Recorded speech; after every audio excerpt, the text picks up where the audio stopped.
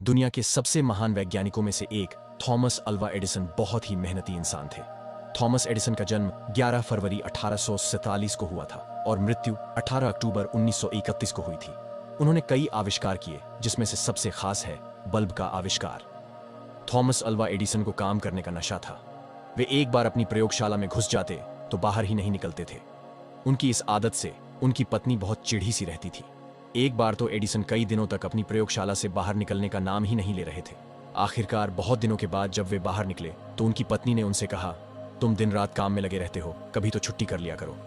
Edison ने कहा, लेकिन छुट्टी लेकर मैं जाऊंगा कहां? पत्नी बोली, जहां तुम्हारा मन चाहे, जो जगह तुम्हें प्रिय हो वहां चले जाना।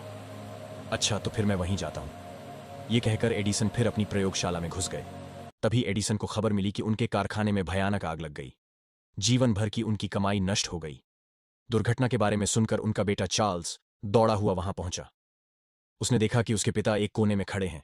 जाड़े की ठंडी हवा से उनके बाल लहरा रहे हैं। अपने पिता के लिए बेटे का दिल बिलख रहा था।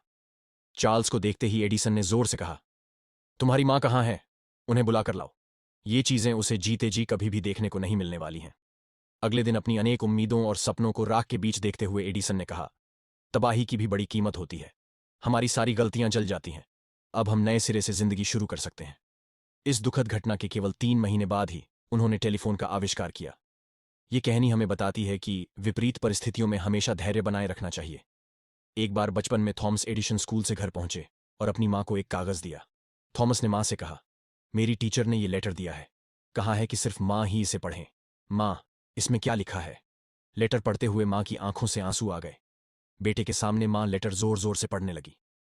लेटर में लिखा था, आपका बेटा जीनियस है। हमारा स्कूल बहुत छोटा है। हमारे पास थॉमस को पढ़ाने लायक अच्छे टीचर भी नहीं है। कृपया आप इसे खुद पढ़ाएं। उस दिन के बाद से जिंदा रहने तक मां ने थॉमस को खुद ही पढ़ाया। मां की डेथ के कई साल बाद थॉमस एडिसन दुनिया का महानतम आविष्कारक बन गया। मां की डेथ के बाद एक दिन थॉमस को टीचर का वो लेटर मिला। उसने लेटर खोला तो हैरान रह गया। लेटर में लिखा था, आपका बेटा दिमागी तौर पर कमजोर है। हम उसे नहीं पढ़ा सकते। हम उसे स्कूल से निकाल रहे हैं। लेटर में लिखी सच्चाई पढ़कर थॉमस इमोशनल हो गए।